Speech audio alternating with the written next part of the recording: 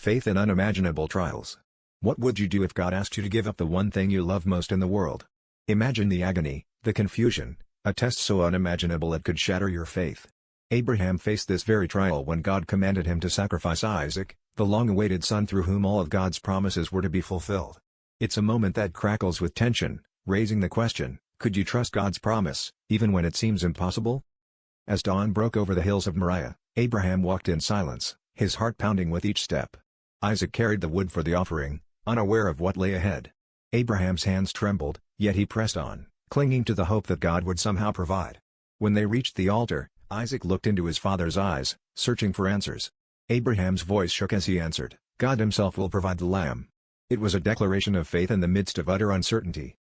At the final moment, with tears streaming down his face and the knife raised high, Abraham heard the angel's voice, "Do not lay a hand on the boy." God had seen Abraham's faith, a faith willing to obey, even when the cost seemed too great to bear.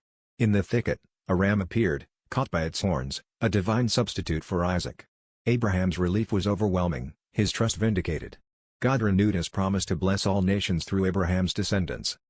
The story of Abraham and Isaac isn't just about obedience, it's about trusting God's character, even when his commands defy understanding. It reminds us that faith sometimes means walking forward in darkness, believing that God's promises are stronger than our fears.